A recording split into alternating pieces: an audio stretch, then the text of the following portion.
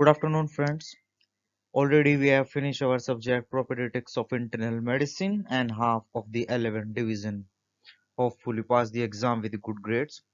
Now the upcoming exam is the pathological anatomy. Simply we can say pathology. So I want to start this subject with very most beautiful topic, the atherosclerosis. It is my second favorite topic, maybe yours or not, but it's mine. And the first one is the tumor, but it is the biggest. The classification is complex. That's why I start from atherosclerosis. In this, we also have some hypertonic diseases, some coronary artery diseases. But today I'm going to discuss only about atherosclerosis. What is atherosclerosis? What does it mean, atherosclerosis? Before the reading of this definition, I want to give you a basic idea that in our body there is the normal metabolism of the fat and protein. Until and unless it is not disturbed, everything going on in a very good manner. But there may be some chronic diseases which can cause the violation of protein and such fats, and which is manifested by the deposition of protein lipid complex, and which leads to the development of sclerotic changes in the arteries of the elastic and muscular elastic type.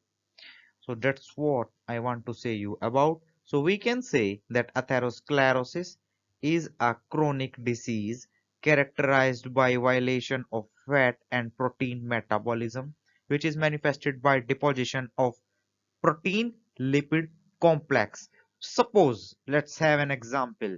We have this artery. We have this artery. Normally, the blood is flowing through it. Normally, the blood is flowing through it. And there is no violation of protein and fat. There is no violation of protein and fat. But due to some changes and maybe due to any pathological disease, there is violation of such special things such as protein and fats. Due to that violation, these protein and lipid combine together and start deposition in the lumen of these arteries. In the lumen of these arteries. And the surface will be reduced. Such condition is called atherosclerosis. And these conditions are the primary changes for coronary artery diseases as well. So this is the basic information you must know about what is atherosclerosis. So in future, if someone will come to you, if someone will ask you that what is atherosclerosis, so you can say directly to them that atherosclerosis is a chronic disease.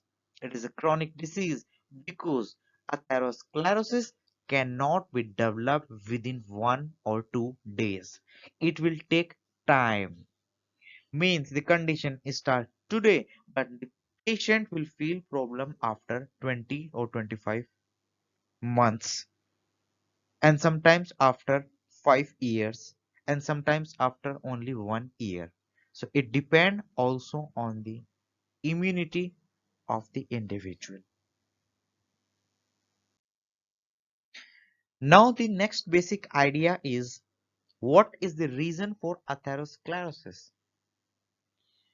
Remember, very important. Like other diseases, atherosclerosis is totally different. It is a polyetiological disease. What does it mean? It means that it can be from anything. It may be due to age, it may be due to gender, it may be due to race. What does it mean, age and gender? The peoples over age of 60 are at higher risk. Gender, males and females. Okay, cigarette smoking, high blood pressure, hypercholesteremia, diabetes, obesity, lack of physical activity, and also emotional stress. Let's see how all these factor affects. Again, this is our blood vessel, maybe artery, maybe vein. So Suppose a patient have high blood pressure, so what is lead to? It will lead to constriction, and if there will be the constriction, then the lumen of the artery will be less and the blood need to flow through the narrow lumen, which leads to the disturbance in the protein and fat metabolism, and maybe it leads to changes and the development of the condition called protein lipid complex, and the deposition of such protein lipid complex will lead to atherosclerosis. Hypercholesteremia. We know we have different type of cholesterol. We have high density cholesterol. We have low density cholesterol. We have very low density cholesterol. And if the problem the same again, if there will be more, there will be the deposition of such things inside the lumen of our vessel. And finally, it will lead to the problem to the patient. We can also say that for this, we have two type of etiological factors. Number one, factor contributing to the appearance of atherogenic lipoproteins. Number two, factors which have negative effect on cleaning ability of intima. Means, suppose this is our vessel, this is our vessel, and this vessel must be cleaned by some factors. When these factors is not able to work, maybe due to some changes, maybe due to some external factors such as intoxication, infection, hemodynamic changes, maybe patient have some heredity factors and some regenerative ability of endothelium. But I already told you we have also factor number one, means those factors which contribute to the appearance of atherogenic lipoproteins. It include dysfunction of nervous system, endocrine system, liver, and gastrointestinal tract. And sometimes patients have genetic predisposition. Now I want to discuss in detail that I already told you that we have the sixth microscopic stage of morphogenesis of atherosclerosis. So the first stage is pre-lipid stage. What does it mean? Means it's the stage without changes in the lipid metabolism, means initial changes, not direct. What does it mean? It means I already told you the mechanism start from the destructive changes in the vascular endothelium. It leads to increased vascular permeability for fat and protein metabolism. It leads to the migration of the monocyte and platelet adhesion. If you remember, right now I already told you. And then what will have?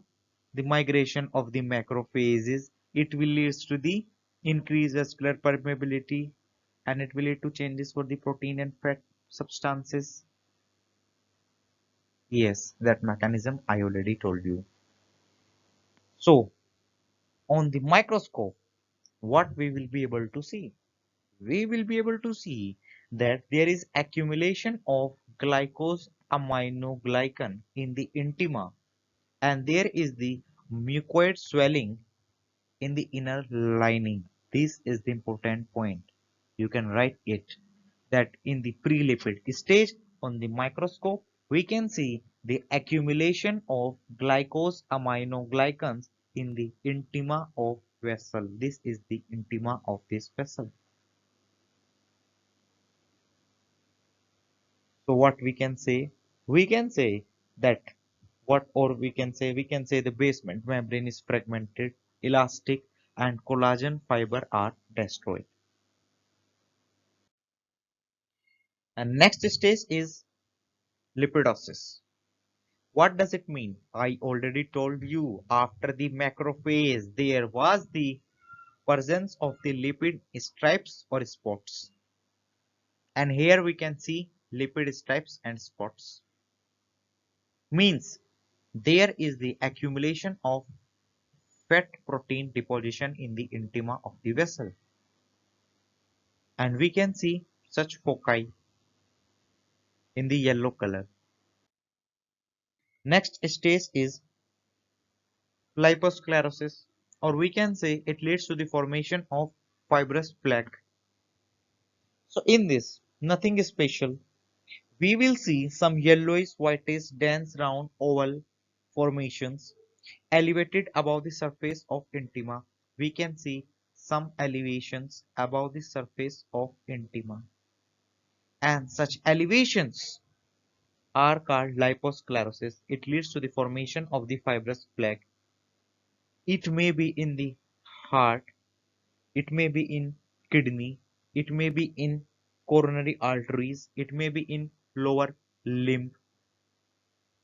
We have some places mentioned here like heart, kidney, intestine, presence of the plaques. Okay, I also tell you the additional information that it may be in abdominal aorta and its branches, it may be in coronary arteries, it may be in arteries of brain, it may be in carotid arteries. And on microscope, we will see the proliferation of fibroblasts and destruction of xanthome cells. I already told you that macrophage was converted into form cells, or we can say they were converted into form cells. Next stage, before next stage, you can see that image, stop the video and can see, but I don't have time, so we will go on atheromatosis. So in the atheromatosis, the most important point is the necrosis at the center. Is the necrosis at the center. The main point is the necrosis at the center. So we can say that, as we can see, it looks like dance. It looks like dance. That rounded plaque rise above the surface of the intima. We can see the crumbly detritus in the center. Crumbly detritus in the center. And it has two things. The outermost is the fibrous cap, number one, and number two, necrotizing center. Number two, necrotizing center. So we can say the tissue detritus in the center of the fibrous plaque, and it contains special cells such as cholesterol crystals, xanthome cells, fragment of destroyed cells structure.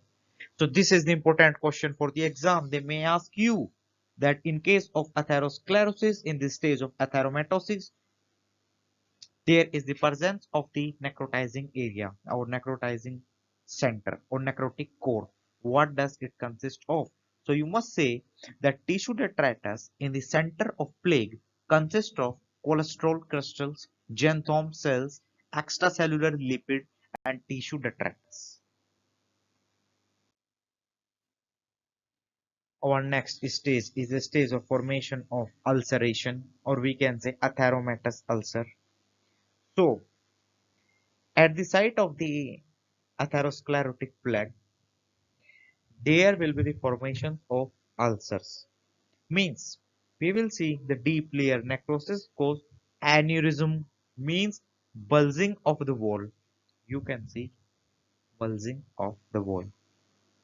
Often detach middle layer from the intima and resulting in dissecting aneurysm, that is called rupture of vessels.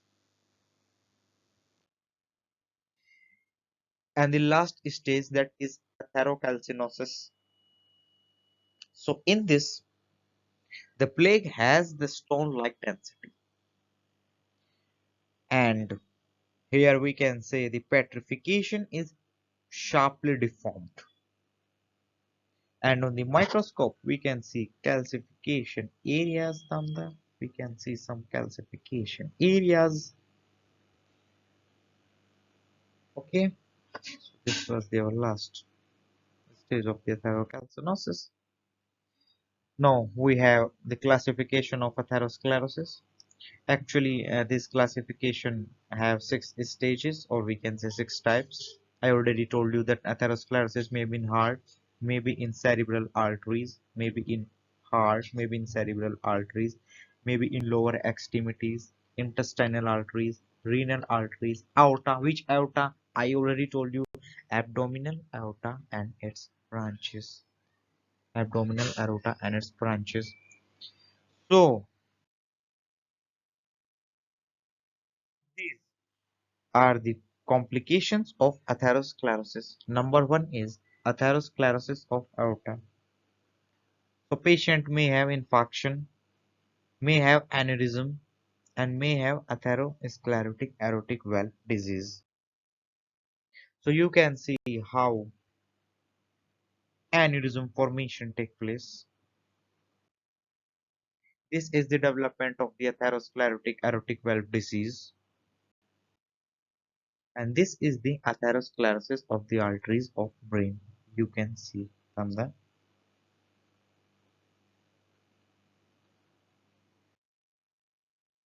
you can see.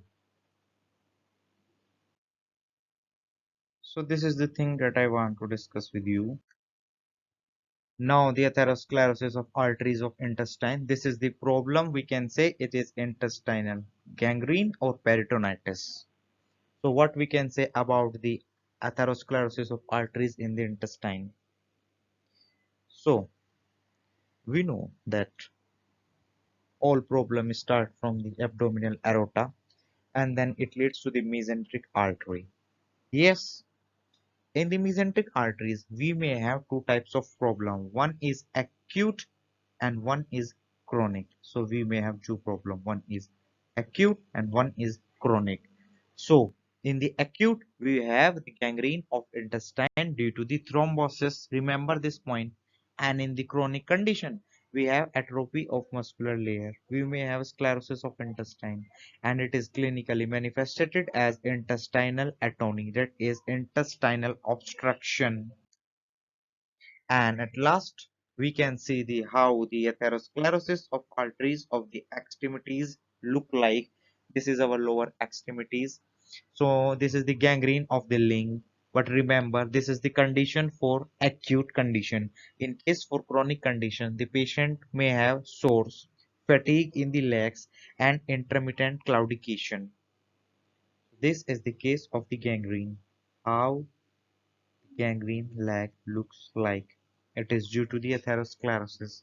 And we can say thrombosis is also the major reason for the atherosclerosis. That's all we finish for today. Coronary artery disease we will be going to discuss in the separate video. Thank you very much for your attention. Good luck and have a good day.